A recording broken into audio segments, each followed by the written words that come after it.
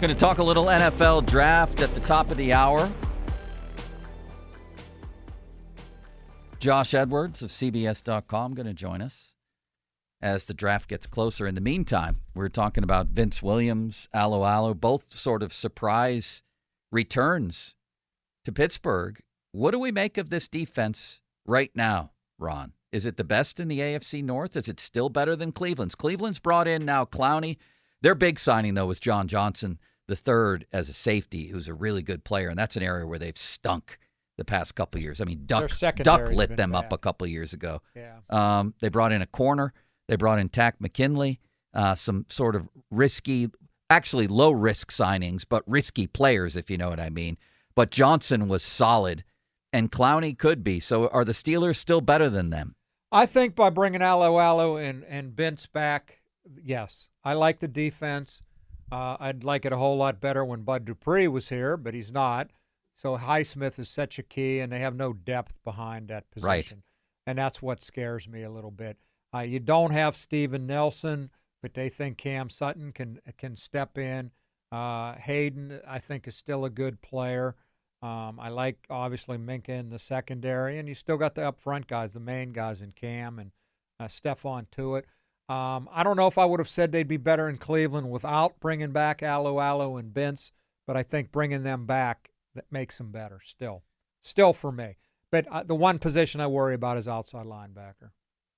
I worry about the depth. They're incredibly thin at corner, even safety, of course, outside linebacker.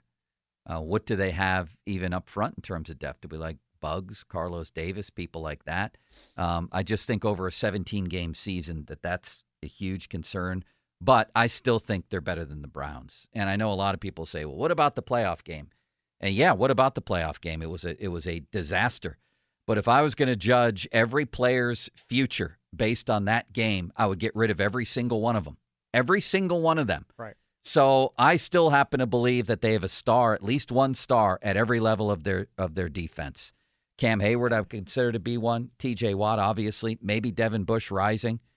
They better hope so. Tuitt's very good, too. And Minka. Minka's a star. And I have a hard time, and I believe me, I know the defense wasn't good in that Browns playoff game, but they basically were down 14-0 before they even got on the field.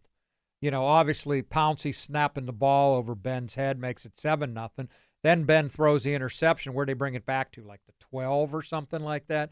I guess Tomlin and Butler would always say, well, hold them to a field goal there, and they didn't. I have a hard time blaming the defense for that loss, even though I would agree with you, no one played very well. And then, at the end there, they had a chance after, Tomlin decided to punt instead of going for it on fourth down when they were 12. They could have shut them down there, and they didn't. Yeah. But I don't blame I blame Ben and the offense more than the defense for that loss. I'm split on that one. Clearly, that put him in a hole, but if you're a great defense, you hold early, and you certainly hold late when they got it down to 12. They weren't great that day. No way.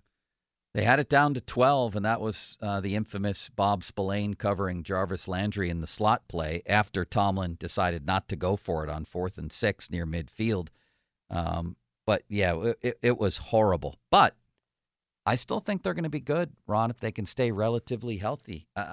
And I think bringing back Alualu and Vince helps. Like, I thought Alualu faded also last year, but he's better than not really addressing the position or being forced to in the draft or going with Bugs or Carlos Davis. He's definitely better than that. Did he get COVID or was he hurt, Alualu? Because he was pretty good, and then he missed some time. I think he was hurt. I think he had a knee injury, if I'm not mistaken. Yeah, I think he did. He came back and wasn't the same. So, is that because of the injury that he wasn't the same, or because he just ran out of gas? I don't know. With him, he was pretty good before he got hurt. He had a knee injury, I see. He was, but he's also 33. Right, so that's exactly right. And Cam Hayward's not a youngster anymore. They're going to need to play other guys over 17 games. So that's something they still have to shore up. But I like if it's opening day and you line up with Hayward, Tuitt, Alualu up front, T.J. Watt, Vince Williams, Devin Bush, and Highsmith, Sutton, Hayden, Minka, and Edmonds. I would think a lot of teams in the NFL would like to have that starting lineup. I think. Yeah, I think Spillane will probably get to start, at least to start over Bentz, but who knows? Do you? Yeah, I think they're ready to move on to Spillane. But I mean, hey, it wouldn't surprise me either way. But that would be my guess. But again, Bentz is going to play, and he's nice depth for them. So either way, I think a lot of teams would like to have that defense. yeah, I would think.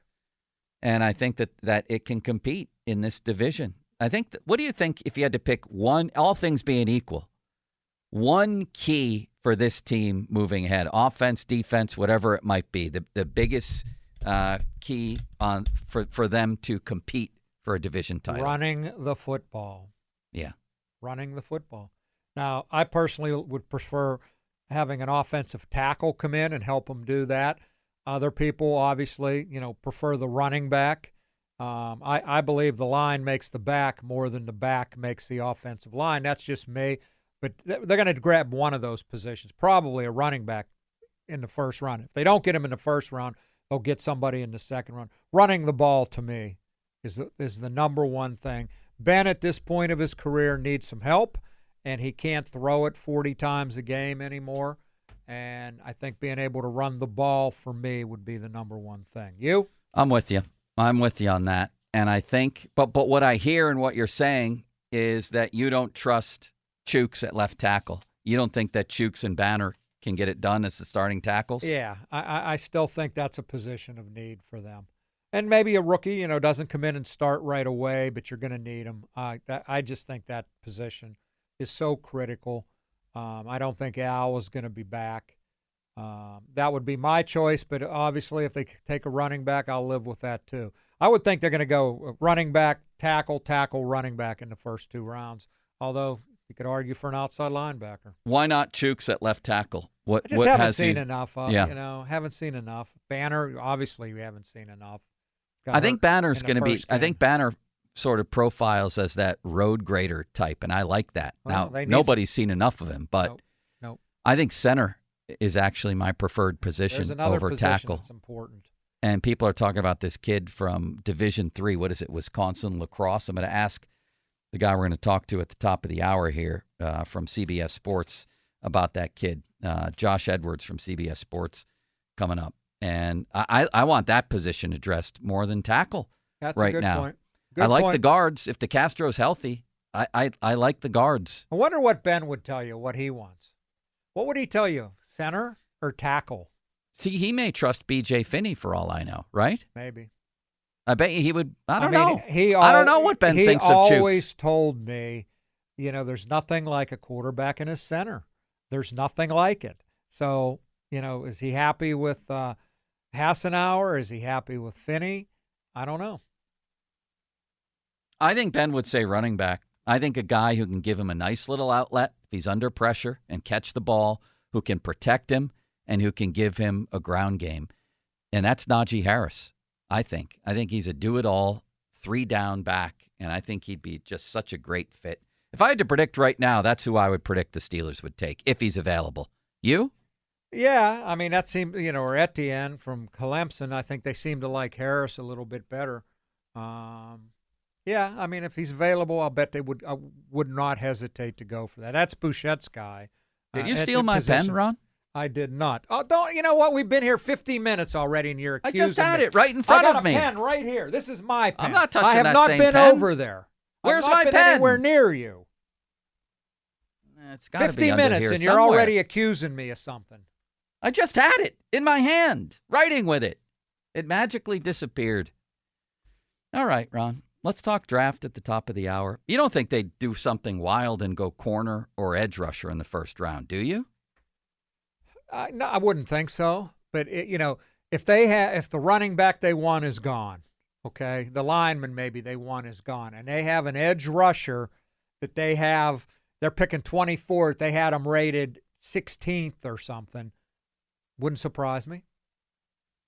I don't think that's going to happen. Me neither. I don't think it's going to happen. Again, to me, I'm a big believer. They got enough holes that they can just follow the integrity of their draft board. And if they have somebody, when you pick 24th. What if it's a defensive lineman or a safety? Yeah. See, I don't think anyone's going to be that much of a disparity. Like somebody that they have rated 12th will still be there at 24th. But I'm just saying, if somebody is, you got to go for your draft board, the integrity of it. But I would think it's going to be close enough for a running back or an offensive lineman, and that's the way they go. Corner is still a position that needs to be addressed at some point here. Wouldn't you agree with a slot guy, unless they want to move Sutton into the slot? And I'm still trying to figure out, based on what's gone down since this happened, why they couldn't figure it out with Mike Hilton. That baffles me. Now they're bringing in guys left and right that they used to have, and if you add them all up, or even a couple of them up, I would have thought that Mike Hilton was affordable. You? And going to be hard to replace. Yeah, but I think you knew you weren't going to keep everybody. And I don't think they thought they would be able to get Vince back or Alu back at decent prices. So I don't think, when they they didn't match the offer for Hilton, I think they felt like they probably couldn't. Maybe in retrospect they could have, and maybe they just don't think that he, as valuable as he was, maybe they don't think he was worth that money. That's a position they have to address coming up here. All right, Ron, let's talk draft. Continue really this conversation with Josh Edwards of CBS Sports. There is a really interesting guy whose name I don't know how to pronounce from, I think it's Wisconsin Lacrosse, that I just saw somebody mock the Steelers as picking in the second round. Apparently he was great at the Senior Bowl, was dominating better competition. Very, very curious about this man whose name I can't pronounce. So we're going to talk to Josh Edwards at the top of the hour.